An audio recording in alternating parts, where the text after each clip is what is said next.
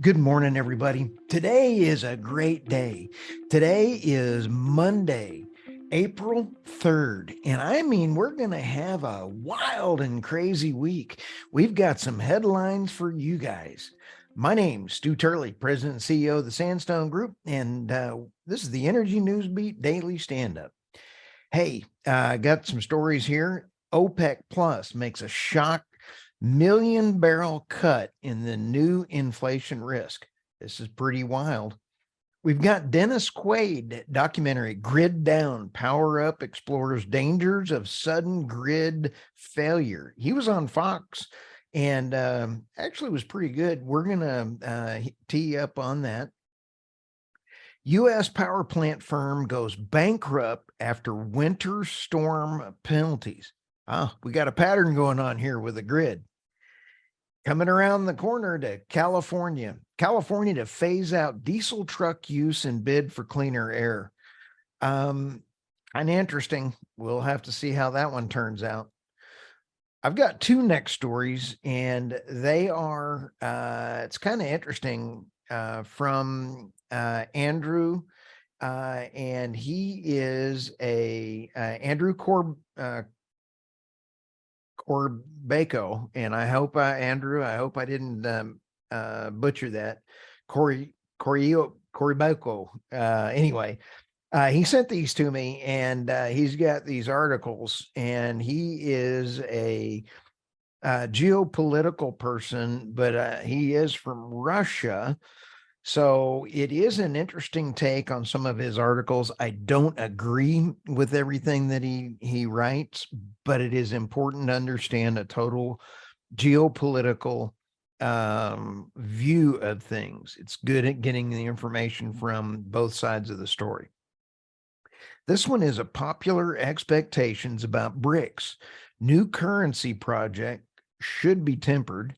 And this one is the next one also that he had sent over for us is the de-dollarization of Brazilian-Chinese trade sheds more light on Lula's grand strategy.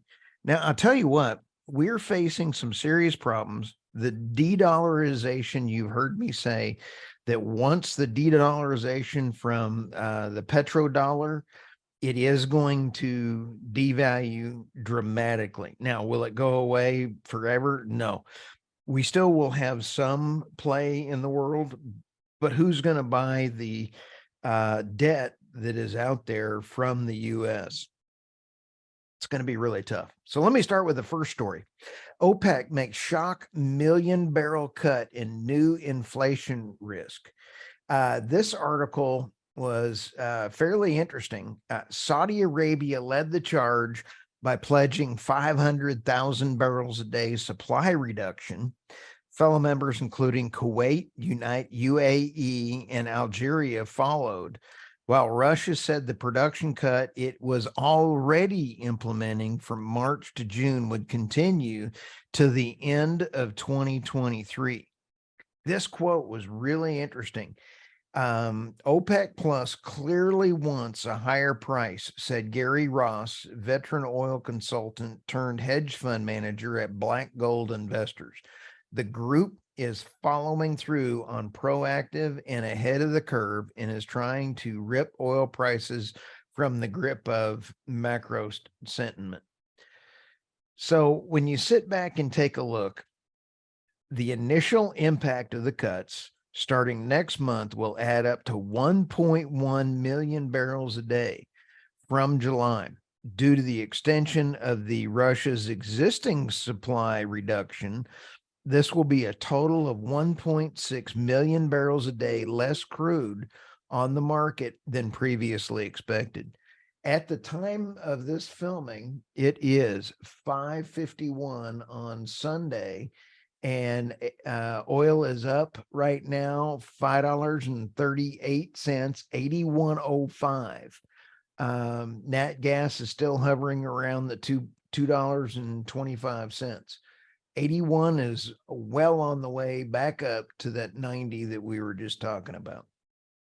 All right, let's come around the corner. And I was talking to some folks about this article. Dennis Quaid, documentary Grid Down, Power Up explores dangers of a sudden electrical grid failure. It's kind of funny. Jesse on Fox was saying he was the smart brother, and Dennis Quaid. My whole family thought this was Randy Quaid, and I was like, Randy can't do a movie like this. So anyway, this is very interesting. Dennis Quaid joined the Jesse Waters Prime Time, and the video is just amazing. I cannot wait to see this. People, you need to pay attention to the grid. An EMP can take out the grid, and we've seen it where just trees have taken out an entire area of the grid. Be prepared. Prepare for 48 hours, 72 hours, and then even 2 weeks if you can. Do it gradually, but we need to be able to depend on our own selves for the short run. You can't just depend on the government or anyone else showing up if there's no power for the gas stations, there's no power for food. Plan on water. We'll go through that, and we'll have a bunch of stuff for that as well. Anyway, watch out for Dennis Quaid. I was very interested to see that interview. Next story coming around the corner. We have a power plant firm goes bankrupt after winter storm penalties. Lincoln Power Company, the owner of 2 Illinois power plants, filed for bankruptcy after its financial strain was exacerbated by 39 million in penalties levied by the biggest U.S. electric grid operator. This is huge. PJM Interconnect, which runs the grid that stretches from Washington to Chicago, fined Lincoln after its plants in Elgin and East Dundee, Illinois, failed to generate enough power during a severe winter storm in December. The grid operator in February demanded that those plants provide millions of dollars in collateral to prove Lincoln's continued credit worthiness.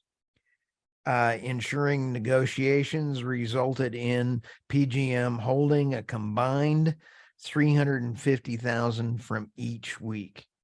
That's a lot of money. So now that we've got those fines in there, now you've got a power company that's going bankrupt. This is a story we're going to be on, and we're going to keep having to watch what's going on. You have the balancing authorities, you have the grid managers, and then you have the power plants. Power plants it's going to be interesting. I've got some more stories coming around on this. California to phase out diesel trucks use in bid for cleaner air. We know that Governor Newsom had signed this just a little while ago in order to get rid of trucks. The EPA announced Friday that it would clear the way for California to require nearly half of all heavy truck sales to be electric by 2035, phasing out large trucks that rely on diesel. Quote unquote, we're leading the charge to get dirty trucks and buses, the most polluting vehicles, off our streets. And other states and countries are lining up to follow our lead. Quote, Gavin Newsom. We've got a lot going on here. I've got some executives from California I'm lining up to visit with. And I think that this is a mistake from the standpoint that the EVs, I love the idea of EV, but it's not ready for prime time yet. The trucks, as soon, we just talked about this last week on a Ford 150, you put any kind of tow, you put a trailer on it, and the battery mileage goes down to zero. It cuts in half, excuse me. So we need new battery technology, and we're not there yet. So can they make this? I don't think so. So hang on. We'll keep an eye on this. Popular expectations about BRICS' new currency project could be tempered. If anybody doesn't know what BRICS, they've heard the show. BRICS is Brazil, Russia, India, China, and one other one. And so, but these are countries that are starting up a new financial arrangement, and it's going to be around the world's swift financial institution. So BRICS is arranging for oil changing hands, natural gas changing hands. The first China to Brazil LNG just recently happened. So this is moving away from the petrodollar, and it is very, very important that we pay attention to this. All of this could have been avoided. So let's see here. While after all, this is out of the article from Andrew. After all, it's unrealistic to imagine China and the global South fully decoupling from the West. Hence why predictions about the dollar's death in light of the latest update about BRICS' new currency is premature and most likely won't ever come to fruition in any case. At most, as was explained, the dollar's influence outside the golden billion will recede relatively to the present, but it won't stop circulating across the world since all BRICS states, apart from Russia, will use it in their trade with the U.S.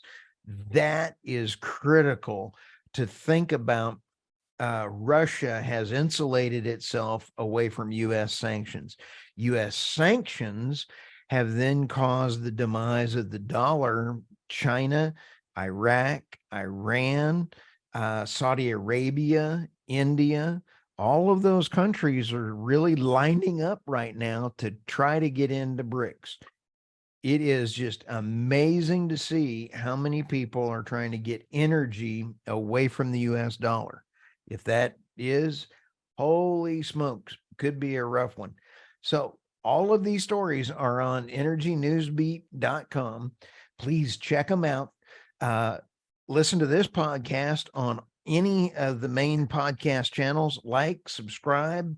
Also, if you are an industry expert, please reach out on energynewsbeat.com and fill out a form if you would like to be on interviewed by me on a podcast.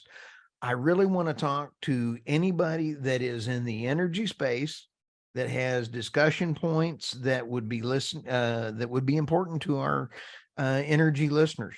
So thank you all very much, and we are absolutely going to have a wonderful week. Buckle up. If it's starting already on Sunday night, I'll tell you what, it's going to be fun. Thanks. We'll see you guys soon.